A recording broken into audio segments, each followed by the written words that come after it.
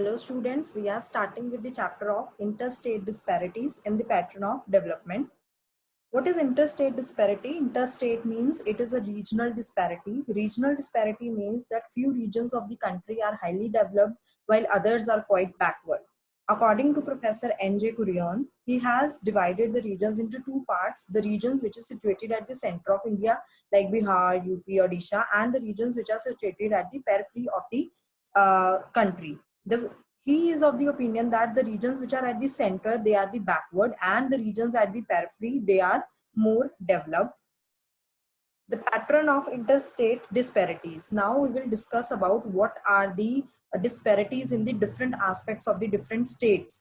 First is contribution of different regions in NDP, net domestic product.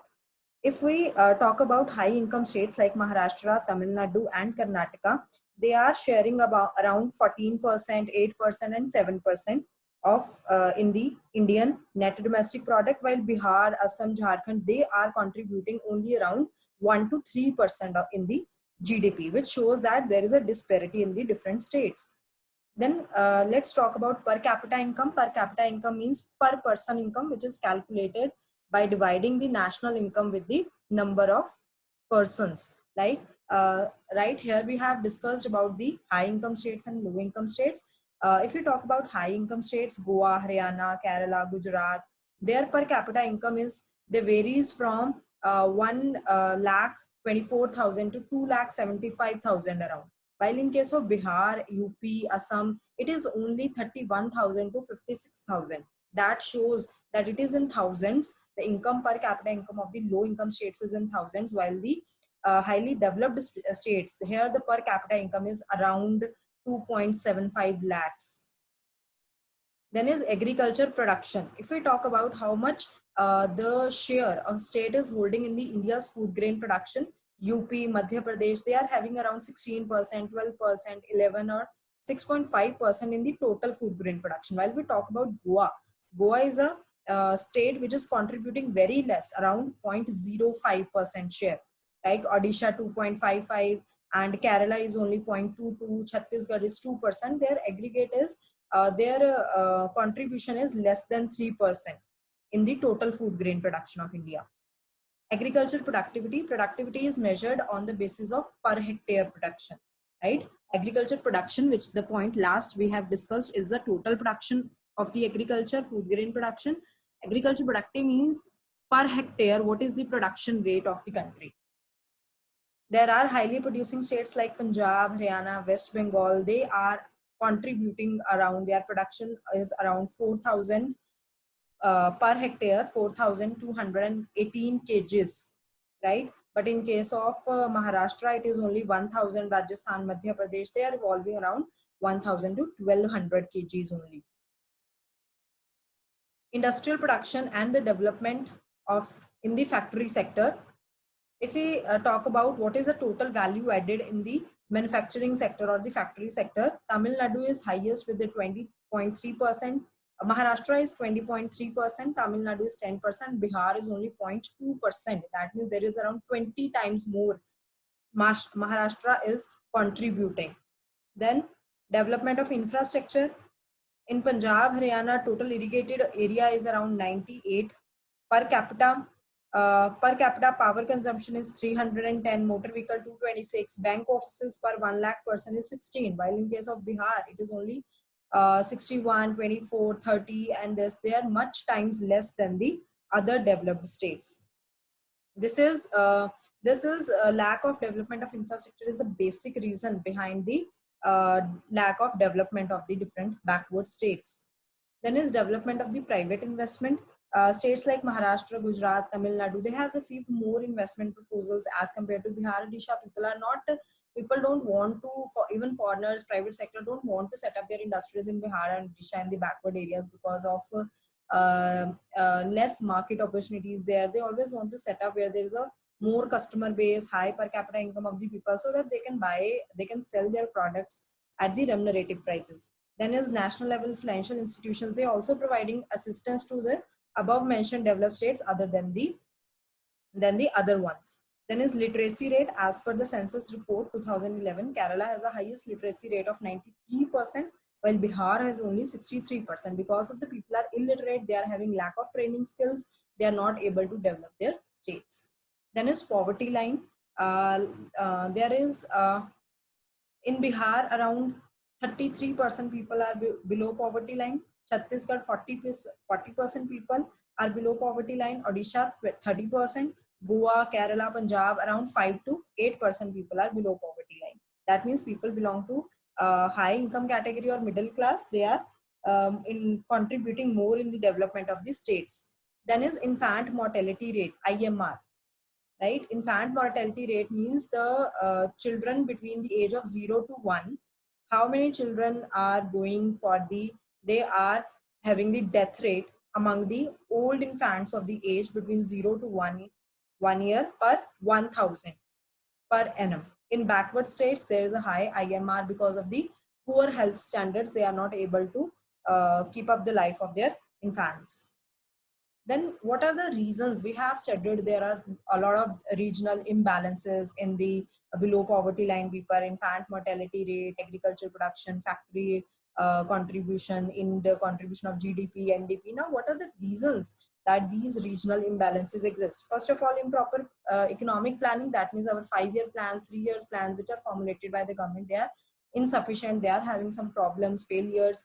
Lack of adequate infrastructure. Proper infrastructure is not there in the backward states. Geographical factors. Some of the states are having locational advantage. Weather is very favorable for the agriculture, for the industrial products, while the other ones are facing the problems. Historical factors. That means Britishers have developed some of the areas which are growing while others remain neglected. Lack of basic amenities are not provided in the backward areas. Less initiative by the respective state government. Central government is giving the funds, but sometimes it is on the part of the state government that they are not able to develop their own states, right? So it depends upon the state as well.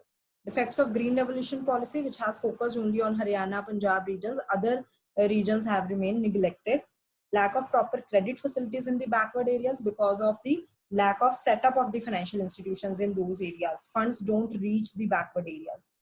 Proper law and order situation, poor law and order situation in the different parts of the country, leading to the communal rights. There is no rights are going on in the different backward states because of illiteracy, because of difference in the literacy rate. So there is a proper law and order situation required, which is lacking in the backward regions. Political instability, government is not stable, political environment is not stable, which is leading to the regional imbalances. Every time, whenever the new government comes, they try to develop certain different regions for their own benefits.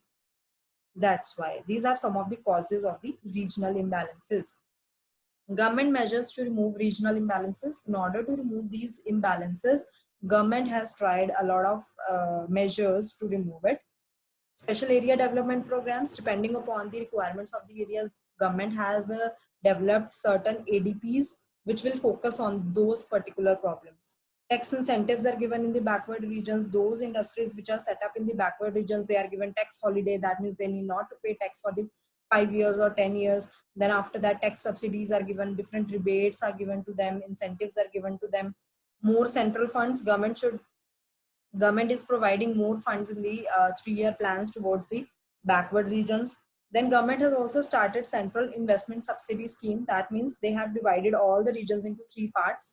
Category A are highly backward regions. Here the person who will invest around 25% rebate will be, subsidy will be given to them with a maximum limit of rupees 25 lakh. Category B 15% rebate, maximum 15 lakhs.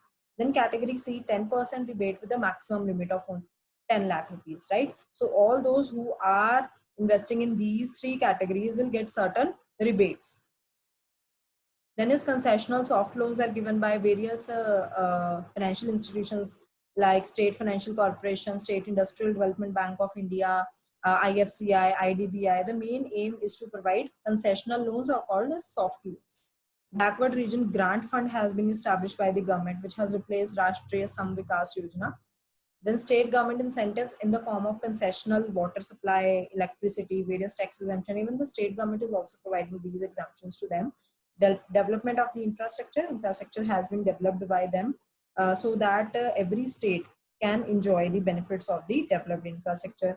Sansad Adarsh Gram Yojana. Sansad Adarsh Gram Yojana means under this Yojana, every member of the parliament will have to adopt one village and they take the responsibility of its development. Like they have to adopt the village, they have to do certain works in order to develop them. They will act as a role model for the other villages as well.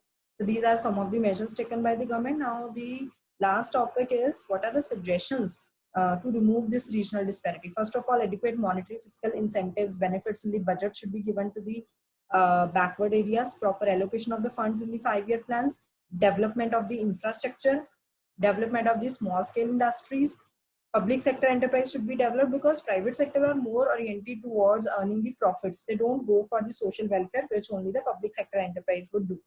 Check on the corruptive practices. Various corruptive practices which are undertaken, they should be kept a check by the government.